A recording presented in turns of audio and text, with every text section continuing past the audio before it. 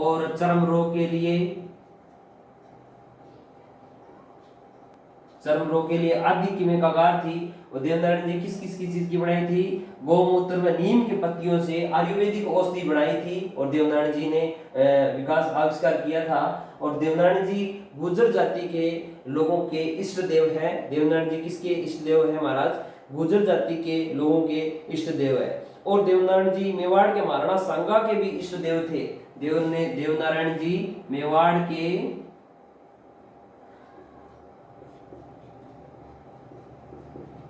महाराणा सांगा के भी इष्ट देव थे।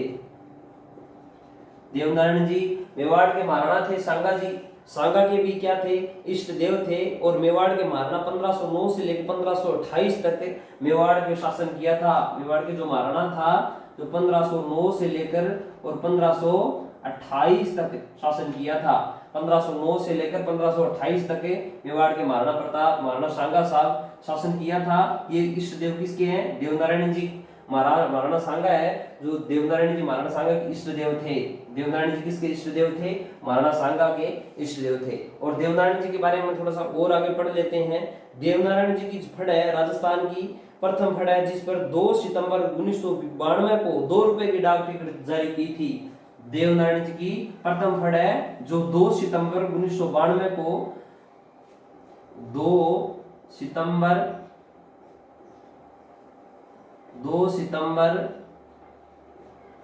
1992 को राजस्थान सरकार ने 2 रुपए की डाक टिकट जारी की थी। 2 रुपए की क्या की थी? 2 सितंबर 1992 को राजस्थान सरकार ने देवनारायण जी महाराज पर 2 रुपए की डाक टिकट जारी की थी फड़ पर।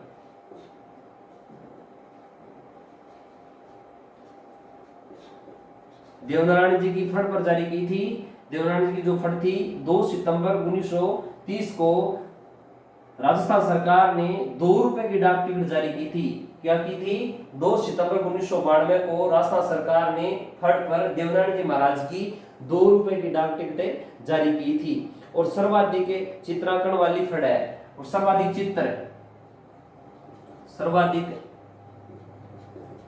चित्रांकन वाली फड़, सर्वाधिक चित्रांकन वाली फड़ के बारे में बात करें तो देवनारायण जी महाराज की फड़ है। सर्वाधिक चित्रांकन की फड़ के बारे में बात करूं तो देवनारायण जी महाराज की फड़ है। और मैं बात करूं 2 सितंबर वाली, 2 सितंबर 1992 में ये राजस्थान सरकार ने देवनारायण जी महाराज की फड़ पे 2 रुपए की डाक टिकट जारी की थी। और सबसे लंबी फड़ के बारे में बात करूं तो भी यही फड़ है, 30 फुट लंबी और 5 फुट चौड़ी है। 30 फुट लंबी और 5 फुट चौड़ी फड़ बताई गई है। देवनारायण जी महाराज की सबसे लंबी फड़ भी मानी जाती है।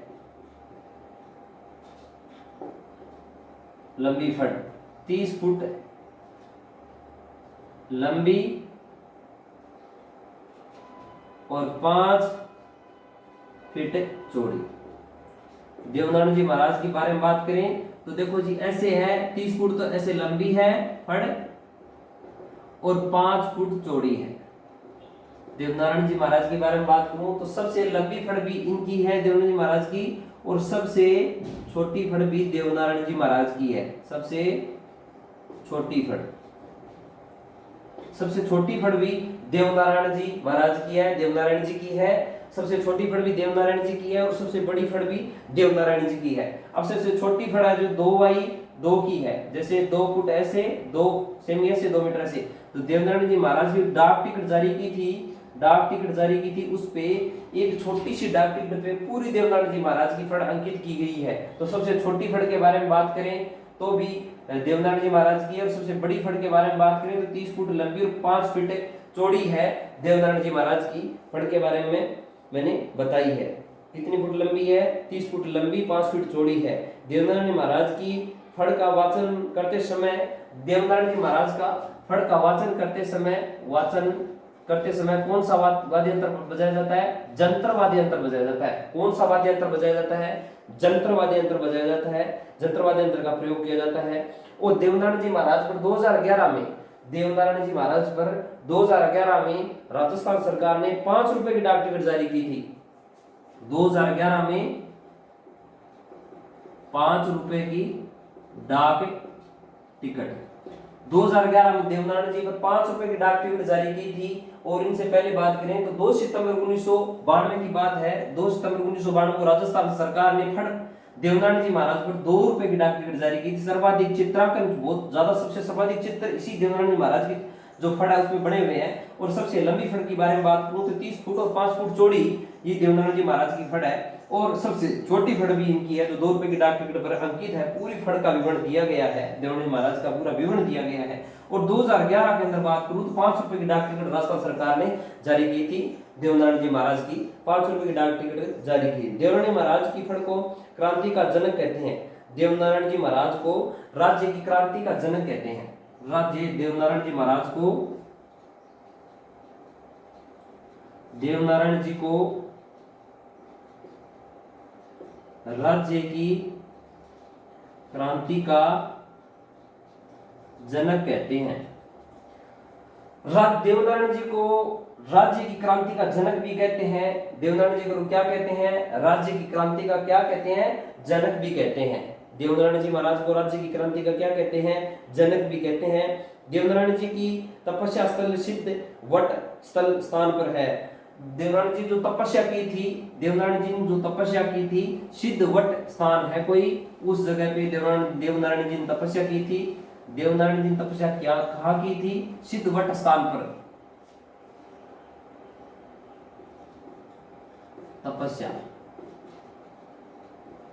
सिद्ध वट स्थान पर देवनारायण जी ने सिद्ध वट नामक स्थान पर तपस्या की थी। सिद्ध वट नामक स्थान पर देवनारायण जी ने क्या की थी? देवनारायण जी ने तपस्या की थी। और देवनारायण जी 2 रुपए की डाक टिकट कब जारी की थी? वो भी मैंने आपको बता दिया है। 5 रुपए की डाक टिकट 2011 में जारी की थी, वो मैंने आपको बता दिया है। देवनारायण जी की सबसे लंबी फड़ यही है, सबसे चौड़ी फड़ यही है, और सबसे बड़ी फड़ भी यही है, सबसे छोटी फड़ भी यही है। देवनारायण जी की बारे में बात करूं और भिन्नताएं, अजमेर में शासन दुर्जन साल को पराजित किया था। और देवनारायण जी ने क्या किया था? देवनारायण जी ने जो अजमेर का शासक था, देवनारायण जी जो अजमेर का शासक था, शासक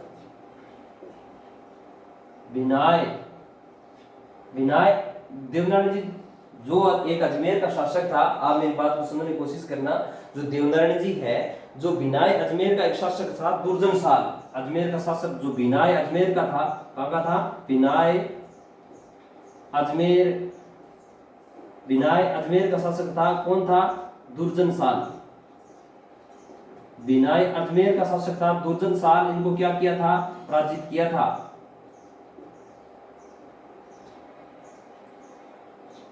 क्या किया था? दुर्जन साल को क्या किया था? पराजित किया था। बिनाय अजमेर का एक शासक था दुर्जन साल, उनको क्या किया था? पराजित किया था। और पराजित करके यहाँ बिनाय अजमेर को, जो ये बिनाय अजमेर है, जो बिनाय अजमेर है, इनको पराजित करके ये बिनाय अजमेर का राजा किसको बनाया था? अपने भाई महेंद्र सिंह को। बिनाय अजमेर है, उनका पराजित करके और अपने भाई महेंदू को शासक बनाया था। इसको महेंद्र सिंह भी कहते हैं और महेंदू भी कहते हैं। महेंदू को क्या बनाया था? शासक राजा बनाया था। बिनाय अजमेर को देवनारायण जी ने बिनाय अजमेर के राजा दुर्जन साल को पराजित करके और महेंदू को क्या बनाया था जी? राजा बनाया था वहां का, और शासक बनाया था। महेंदू को क्या बनाया था? शासक बनाया था। किसको बनाया था? अपने भाई महेंदू को क्या बनाया था? अपने भाई महेंदू को बिनाय का शासक बनाया था। देवनारायण जी के ईंटों की पूजा की जाती है। देवनारायण जी की मैंने आपको बता दिया था। महेंदू को बिनाय का शासक, महेंदू को बिनाय का शासक देवनारायण जी ने हरा के दुर्जन साल को और अपने भाई महेंदू को शासक बनाया था। ईंटों की पूजा की जाती है। ईंटों की पूजा की जाती है। देवनारायण जी के जो मंदिर में किसकी पूजा की जाती है? ईंटों की पूजा की जाती है जी। किसकी पूजा की जाती है? ईंटों की पूजा की जाती है। और देवनारायण जी का जो बचपन का नाम मैंने बता भी दिया, बचपन का नाम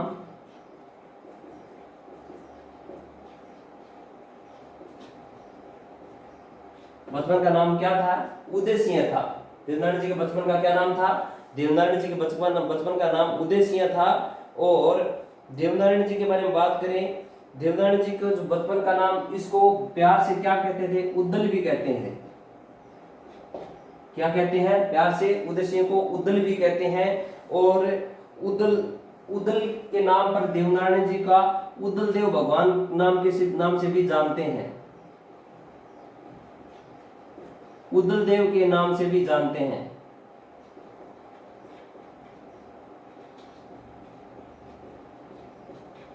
देवनारायण जी को किसके नाम से जानते हैं? उद्दल देव के नाम से भी जानते हैं। और बचपन का क्या नाम था? उदय सिंह। उदय सिंह से उद्दल बना। उद्दल देव के नाम से भी देवनारायण जी को जानते हैं। किससे जानते हैं? देवनारायण जी को उद्दल के नाम से भी जानते हैं। देवनारायण जी, अब देवनारायण जी के प्रमुख पूजा स्थल के बारे में बात करते हैं। देवनारायण जी के प्रमुख स्थलों के बारे में बात करें, पूजा स्थल के बारे में बात करें।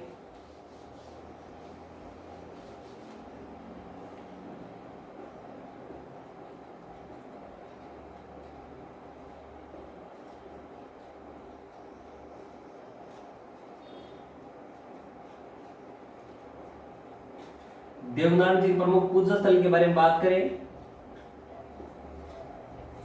पूजा स्थल की बात करें तो एक प्रथम पूजा स्थल की बात करूं तो एक अजमेर में है, देवमाली नामक स्थान ब्यावर अजमेर में है। देवमाली नामक स्थान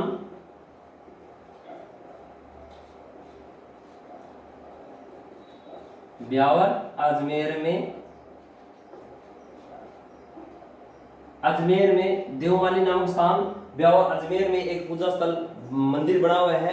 देवनारायण जी की समाधि बनी हुई है। देवनारायण जी की क्या बनी हुई है यहाँ पर?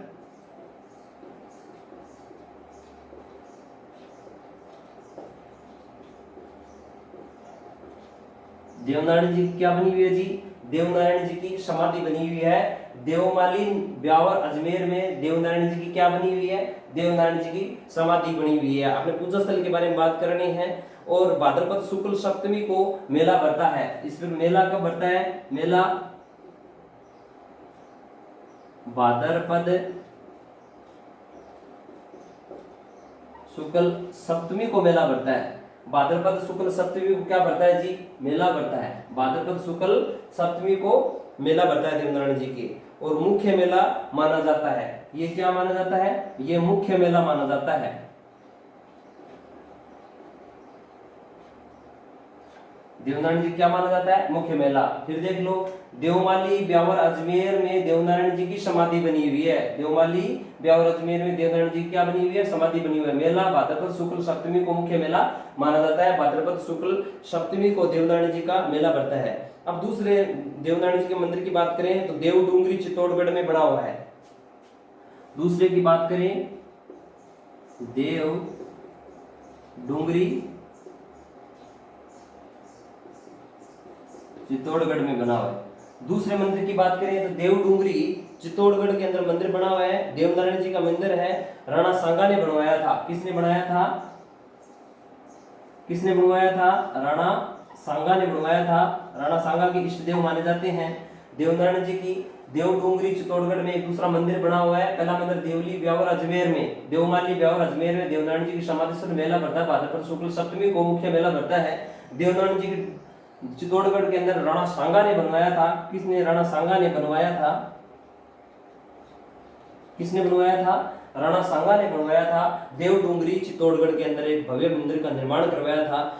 तीसरे मंदिर की बात करें तो तीसरा मंदिर जोधपुरिया देवधाम निवाई टोक में है। जोधपुरिया निवाई धाम टोक में है।